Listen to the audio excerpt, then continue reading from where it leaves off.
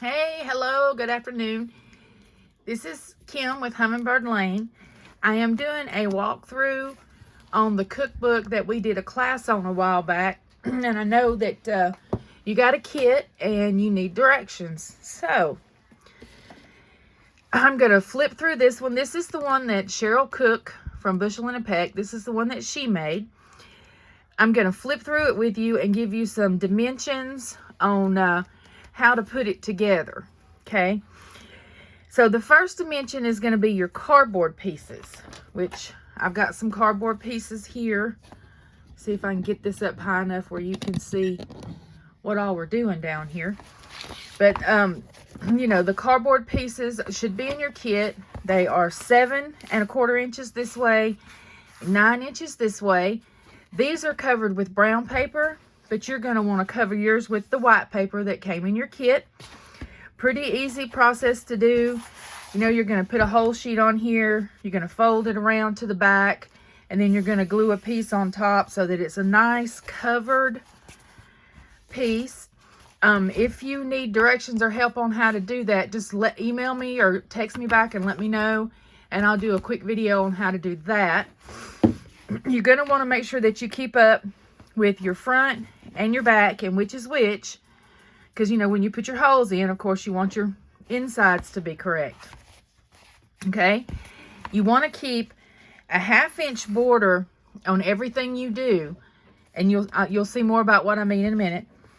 But you want to keep a 1/2 inch border here so that nothing gets in the way of your holes. Okay? Now, the holes are at 2 inches from the top, 4 1/2 inches from the top, and 7 inches from the top. Now, that's the way we chose to do them. Remember, any of these measurements you want to alter, you can alter so that you can make it work out how you want to. And listen, imperfect is perfect when it comes to making your own journals.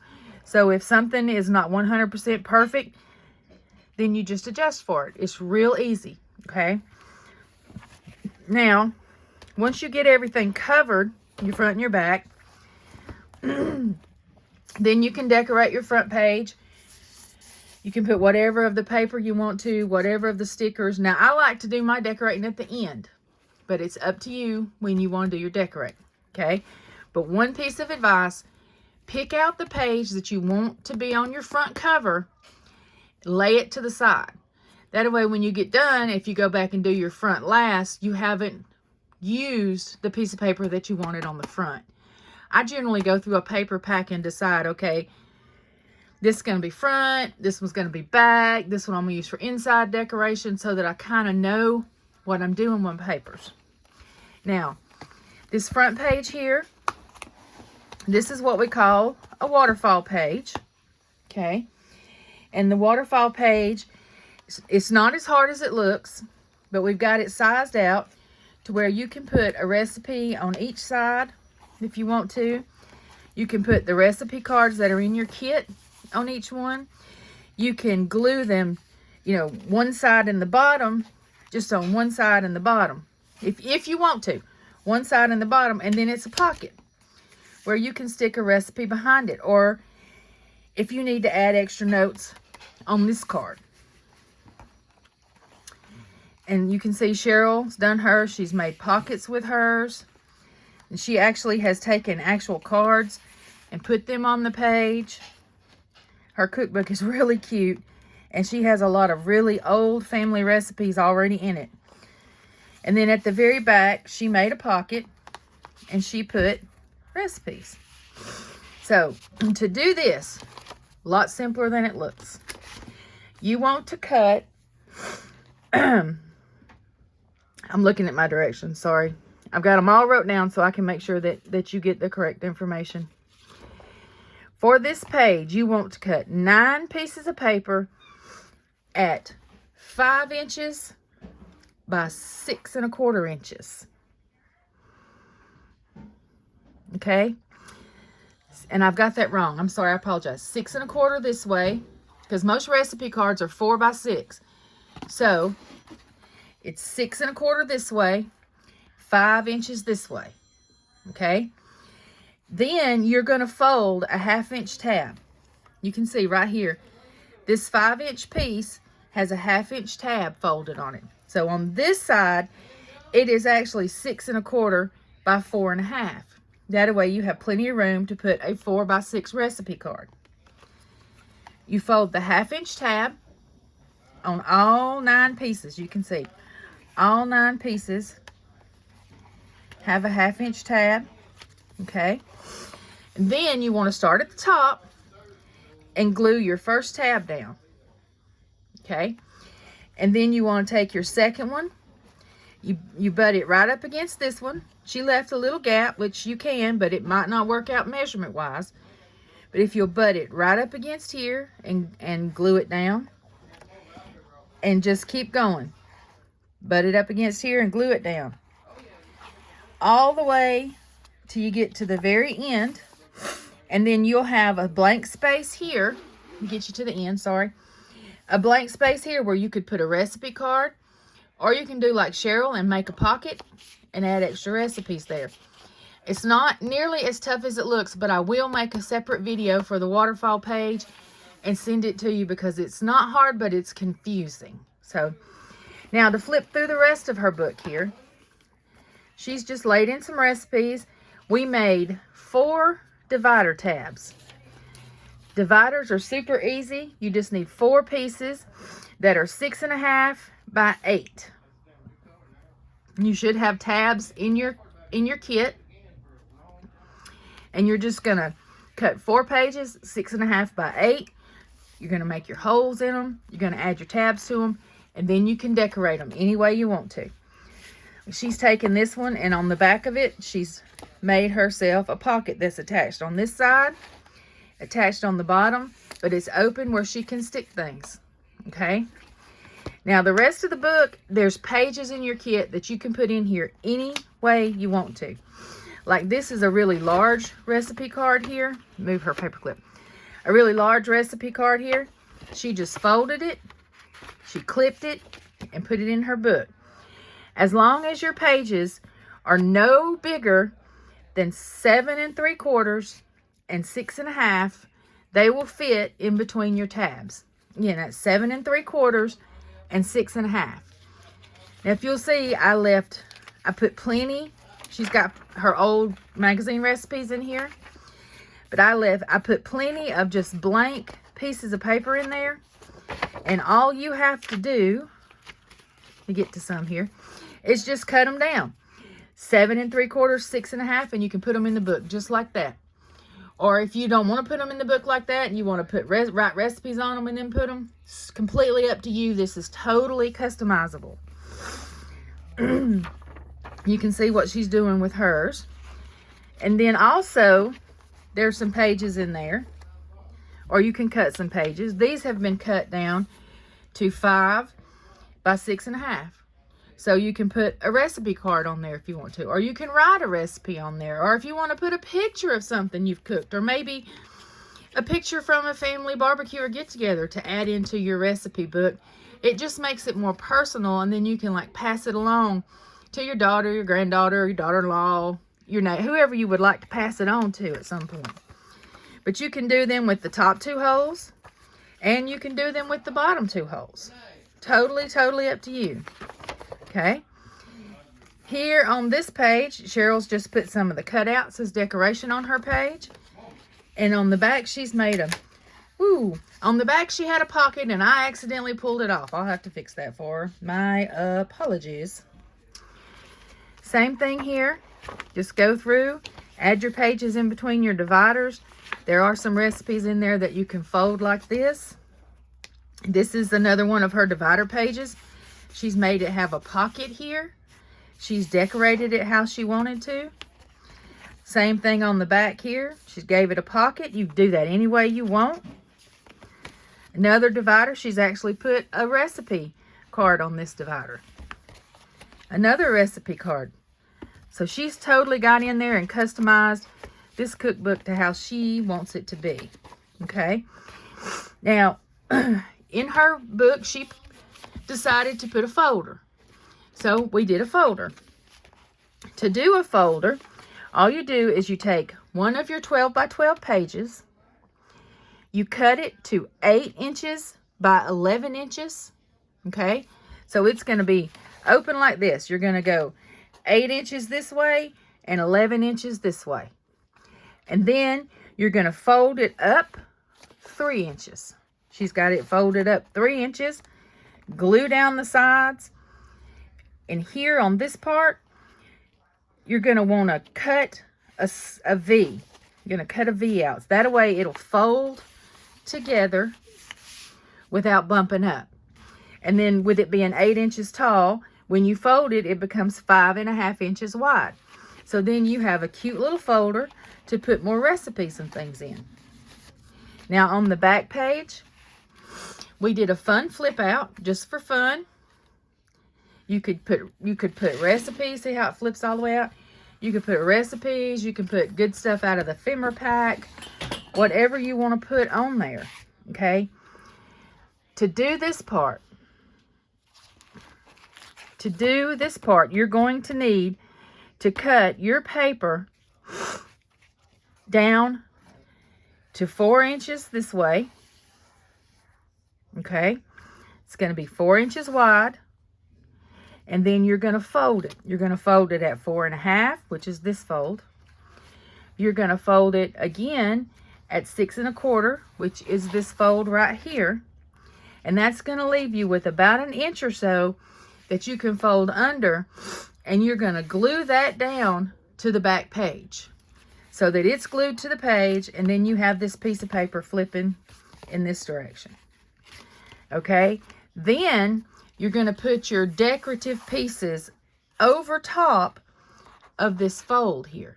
Because right under here, there's a fold glued down. And what Cheryl has done with hers is she has put one large decorative piece of the plaid. And then she's put, looks like about a 6-inch tall.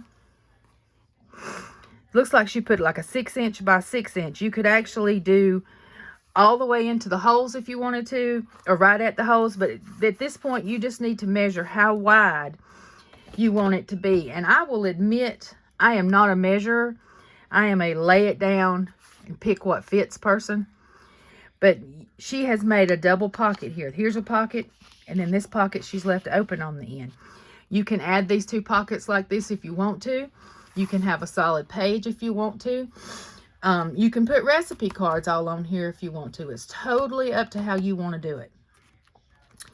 And once that's done, then you have your flip over. Pretty easy to decorate. She decorated it with some of the fun 4x6s in the cookbook. You could also put pictures, whatever you wanted. She's put lace down the side of hers just for decoration, old-fashioned decoration. One thing I need you to be mindful of, see, she's kept her 1/2 inch. She actually marked her 1/2 inch.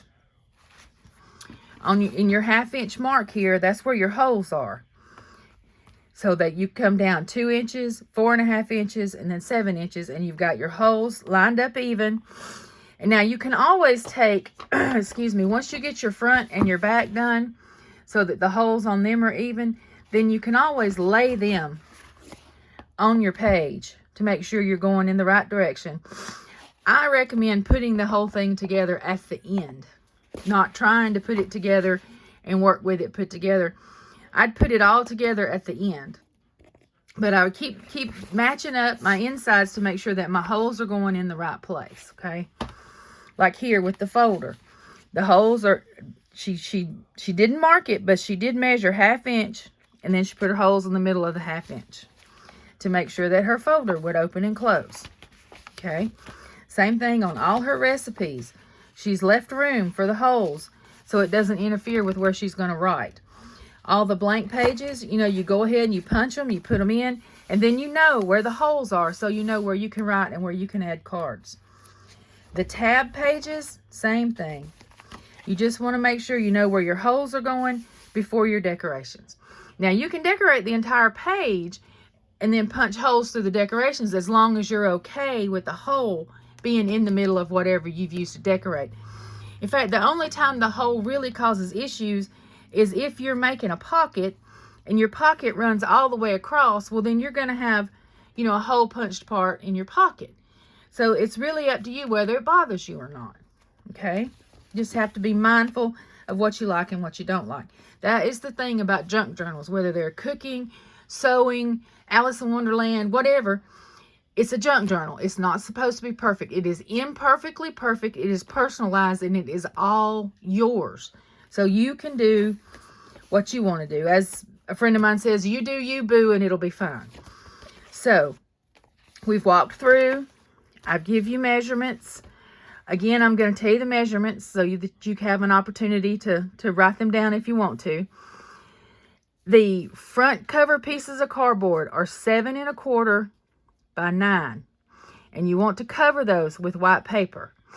Then when you go to doing your decorative pages, and she's also got a decorative page on the back, your decorative pages should be 6 1/2 by 8 1/2 so that you put them on and you have a border all the way around. Now, Cheryl chose not to do that. She chose to cover her entire page except for her 1/2 inch border. That is perfectly fine. I like to have a border all the way around the page, like these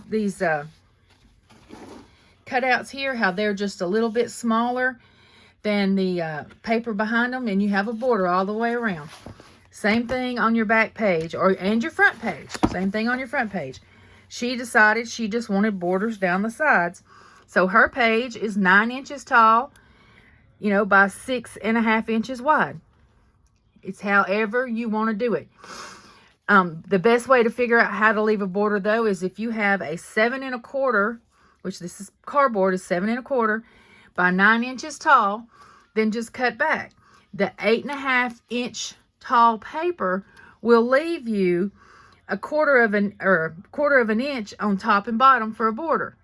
Okay, and if you cut it 6 1/2 wide, then it's going to leave you room for a border.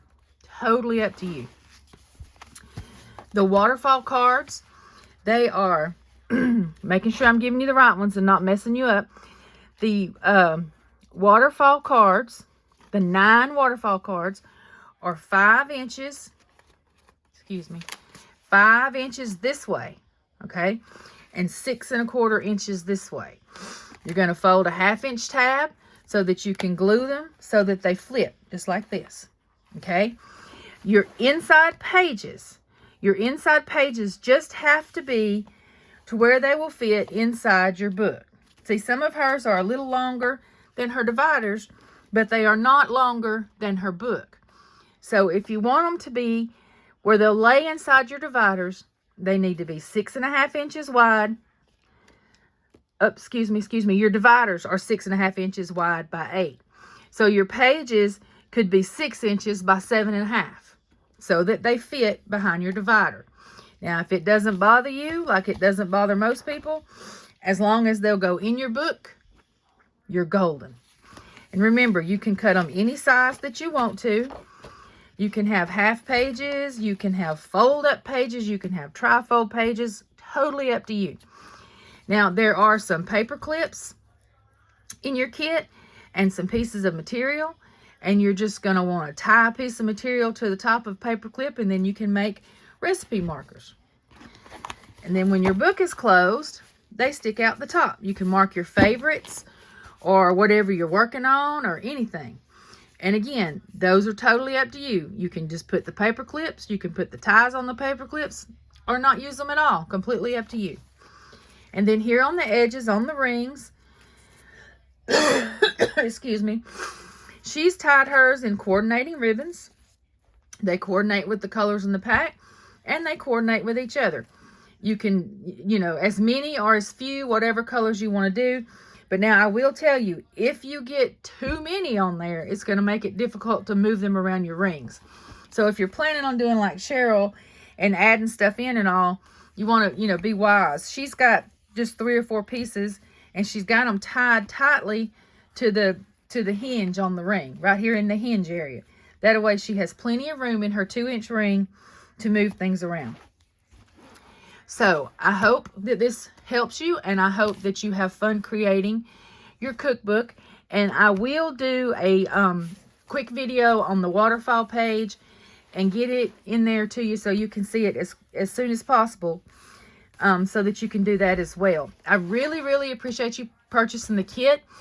We absolutely loved and adored your friend that came and took the class with us that bought you the kit. We had a great time.